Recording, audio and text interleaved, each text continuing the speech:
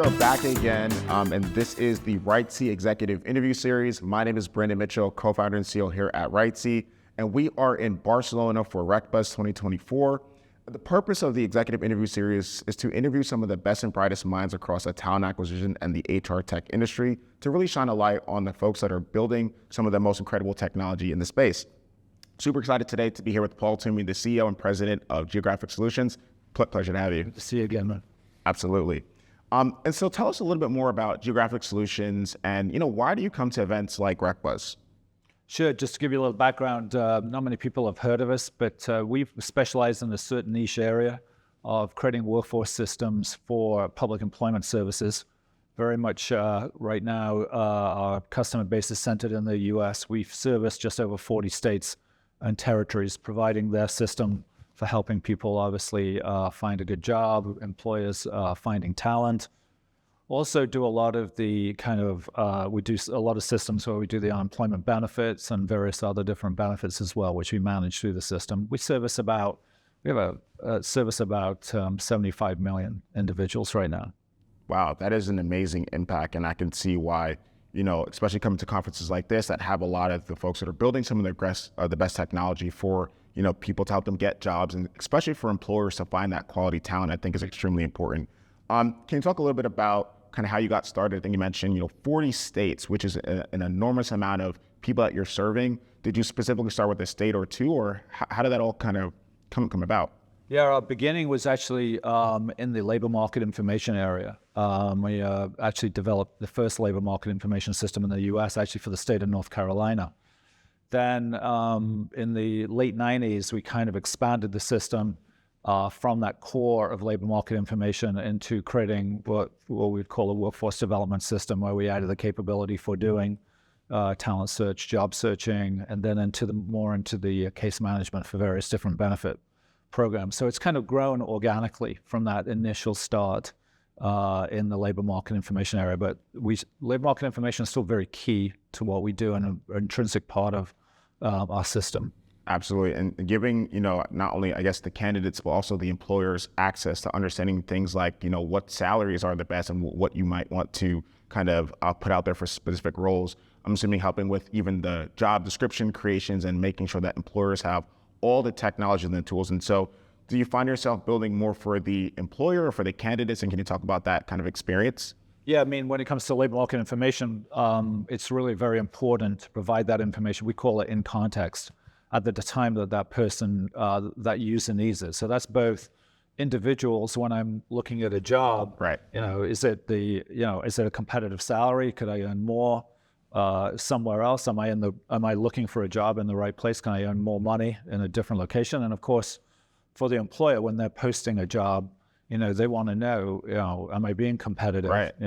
That's kind of the goal look situation. I don't want to pay too much. I don't want to offer too little. So that's the key for them. Yeah, and it seems like you are really the bridge, right? The bridge for the candidates to be able to kind of find that help, and especially as it relates to governments, when folks maybe get unemployed or maybe that they have a job but they're seeking better employment, they can come and use the technology and the tools and kind of grab that resources. And then even from that employer side as well, it seems that you are the connector. And so did you always start as that platform and it kind of grew organically, or were you specifically focused on kind of one of those pieces first?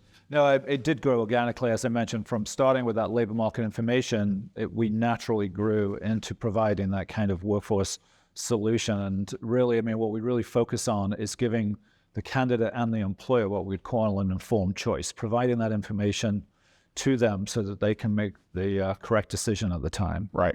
And so who are your ideal clients? And you said that kind of the entire state, but is it, city, municipal, or do you go for the federal government? And kind of walk us through like who would be the best fit to use your So we actually do provide services both to local government and at the state level, probably more at the state level. Right. So and we brand our systems to that state. So for example, if you're in California, the system's called CalJobs, Florida, Employ Florida, Texas, Work in Texas. So we're very anonymous. No people aren't aware of us. But when they go to that system, they see it as the state system, right? Providing that service for us. So in the case, for example, of Florida, the state is our customer, but it's servicing literally millions of individual job seekers in the state. Yeah, absolutely. And I can see why the states would love to use something like that because as you can tell, and what I've specifically seen as well is that governments move a little bit slower than normal, right? And so they have a need to provide, these technologies and to provide the solutions, but typically it's just not as fast. And so for you all to kind of have built that is a phenomenal opportunity for them to just use some of the technology that already exists instead of trying to build it themselves. And so speaking about, what you all have built, especially over like the last 20 plus years, I'm assuming that the technology has evolved. And I know at RecBuzz, one of the biggest topics has obviously been AI and how that's been, a kind of coming in and reshaping the way that we think about looking for jobs, reshaping the way that employers are looking for jobs or posting jobs per se. Can you talk a little bit about, is AI on your all's roadmap? Are you guys doing anything in that space that's unique to your all's business? Yeah, you won't be surprised to hear that it is. The areas that we're using AI, and we've done a lot of work with Microsoft ChatGPT, is on the areas that we find that in job seekers and employers struggle the most. So, for example, for the job seeker, the ability to automatically create a CV resume using the system, what we find is really powerful is the ability for somebody to basically create a bespoke resume, CV based on the job that they're looking for. Obviously, also the ability to create cover letter for the individual. And then for the employer, what we see them struggle the most is creating a good fitting job description, and AI is very powerful in the capability to do that. Then other areas as well, obvious ones, in interview questions and those kind of things. So those are the areas that we've really been focusing on using AI. Yeah, absolutely. I mean, it seems like that's huge, especially for like the benefit of the candidate, because right now, people do not want to take as long as they've traditionally spent, opening up a Microsoft Word document, staring at it for 4 or 5 hours, and then, saying, you know what, this is actually too long, it's too terrible, I don't want to do that. So providing that kind of really fast, quick, convenient services, it seems like, is what you all should be doing, which is amazing. And so, have there been any insights or any unique perspectives that you all have, kind of learned over the years kind of doing this, whether it's like candidate behavior or recruiter behavior that might be interesting to share?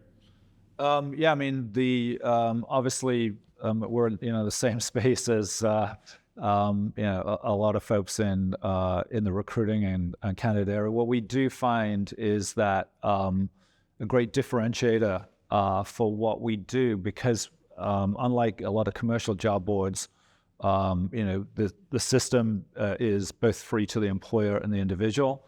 Wow. That kind of frees us up a little bit in terms of our matching to be able to make sure that we do find the individual the best match based on various different criteria that we look at in terms of both education, skills, and so on and so forth.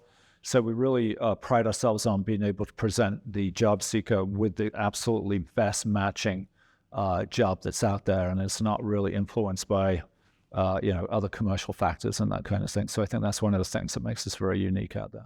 All right, yeah, I think it's experience, and especially if it's free, the adoption is always typically a little bit higher because there's no barriers of entry, whether paywalls or things like that. Sure. And over the last I guess almost decade or so, like the amount of data that you all have on preferences, whether it's salaries or remote work or just certain things that they're looking for, must have obviously helped kind of build out how that works today, and make it a little bit better.